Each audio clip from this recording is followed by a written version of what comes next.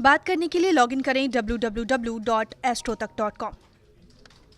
नमस्कार, बहुत स्वागत है आप सभी का एस्ट्रोतक में। मैं हूं प्रीतिका मजूमदार और आज बात करूंगी मैं नाग पंचमी के बारे में।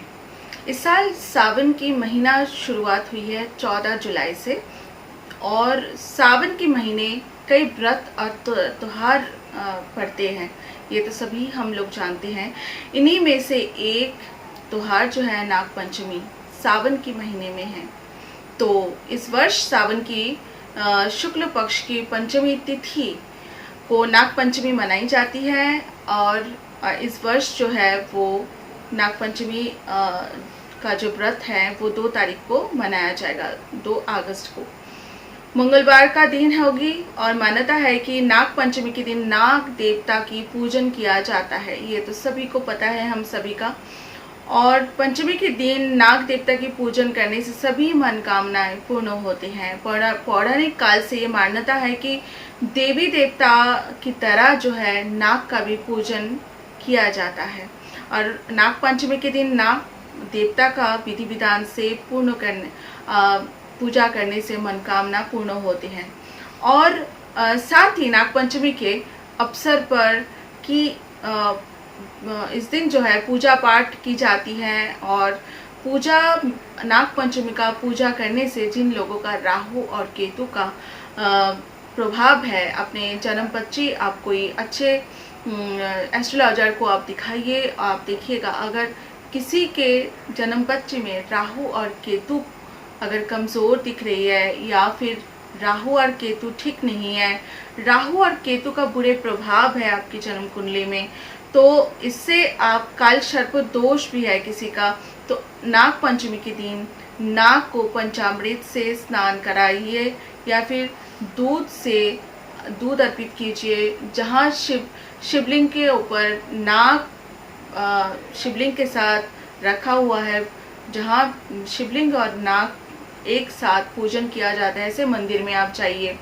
और दूध अर्पित कीजिए नाग देवता के ऊपर, भगवान शिव जी के ऊपर, और उसके बाद विधि विधान से पूजन कीजिए। घी का दीपक जलाइए और धूप और दीपक जला के वहाँ नाग देवता को आप दूध और केले की प्रसाद जो है भोग के रूप में आप देकर विधि विधान से पूजन कीजिएगा। इससे आप देखिएगा आपकी कोई भी मनोकामना है वो पूर्ण होगा। इसके अलावा राहु केतु अगर किसी का, जैसे मैंने पहले ही बोला है, किसी का अगर बुरा प्रभाव दे रही है वो भी शांत हो जाएगा। काल सर्प दोष भी किसी का है वो भी ठीक हो जाएगा।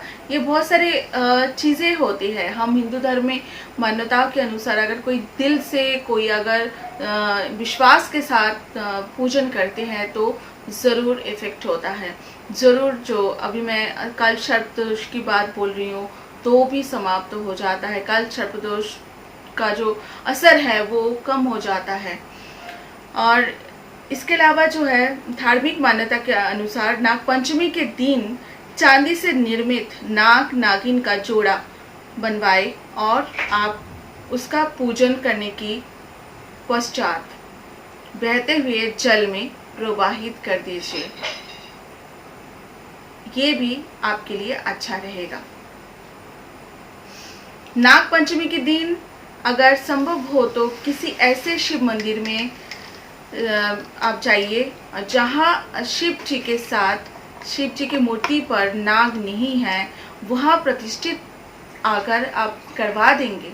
इससे जो है इस उपाय को करने से नाग देवता की आपके ऊपर आशीर्वाद रहेगा और आपके जन्म कुंडली में अगर काल सर्प दोष है या फिर राहु केतु की प्रभाव है वो समाप्त हो जाएगा। तो ऐसे मंदिर में जाइए जहाँ शिवलिंग के साथ नाग देवता प्रतिष्ठित नहीं है, वहाँ करवा दीजिए नाग देवता को प्रतिष्ठित।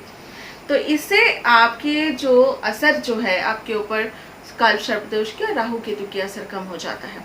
नाग देवता के साथ भगवान शिव का आशीर्वाद भी आपको प्राप्त हो जाएगा।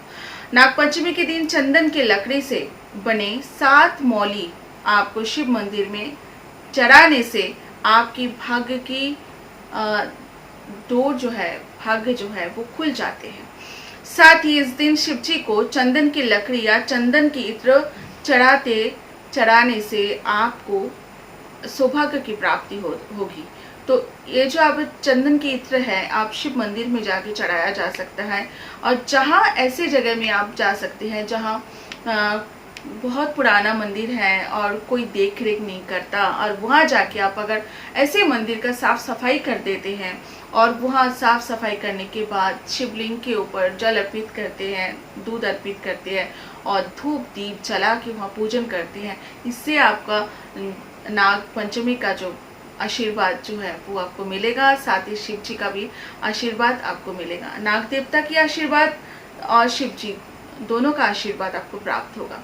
तो जहाँ शिव मंदिर है वहाँ की आप साफ सफाई इस दिन कर सकते हैं, इससे आपको आपके शुभ फल की प्राप्ति होगी। साथ ही नाग पंचमी के दिन भगवान भोलेनाथ को प्रसन्न करने के लिए शिवलिंग पर अर्घ, पुष्प, धतूरा, पुष्प और आपको फल, जो धतूरा का जो फल है, बेल का फल है, ऐसे जो फल फूल आपको अर्पित करना चाहिए और दूध चढ़ाना चाहिए, रुद्र अभिषेक करना चाहिए, इससे महादेव की कृपा प्राप्त होती है।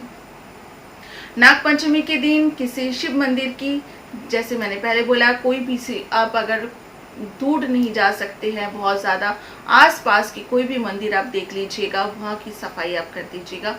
सुबह सुबह ब्रह्म मुहूर्त में आपको अगर शिव मंदिर का साफ सफाई आप कर देंगे, उसके बाद दिया भगवान शिव जी के सामने दिया आप धूप दीप लगाएंगे, तो इससे आपकी नाग पंचमी के दिन जो आशीर्वाद है, आपको पूरी तरह आशीर्वाद की प्राप्ति होगी भगवान शिव जी के।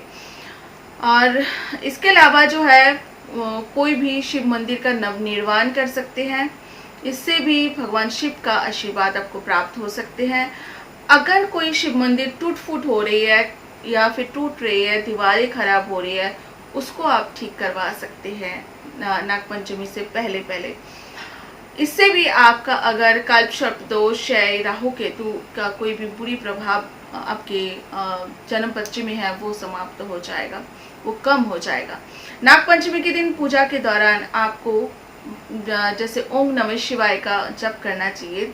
जैसे सबसे पहले मैंने बोलती हूँ, हर बार बोलती हूँ कि गणेश जी का कम से कम 21 बार 108 बार जप कर लेना चाहिए। उसके बाद आप नागेंद्र हराय ओम नमः शिवाय का जप कर सकते हैं, या फिर आप एक मंत्र और कर सकते हैं।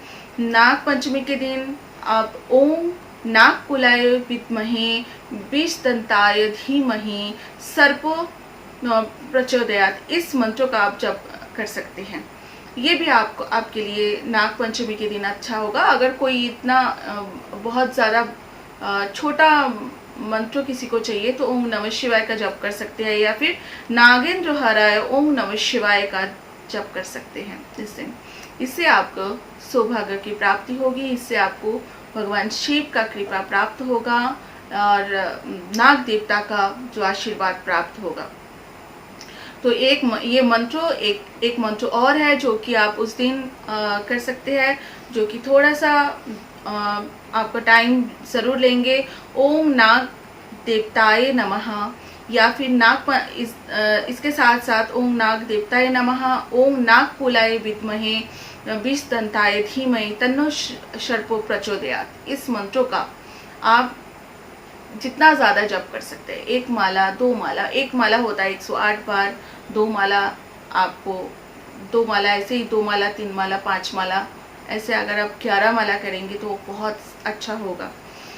तो ये तो रहा आज की नाग पंचमी के बारे में उपाय टोटका। ऐसे ही मैं और भी आप सभी के लिए बहुत सारे टोटका और उपाय लेकर आऊँगी। जब तक एस्ट्रो तक को सब्सक्राइब कीजिएगा, शेयर कीजिएगा, लाइक कीजिएगा। नमस्कार।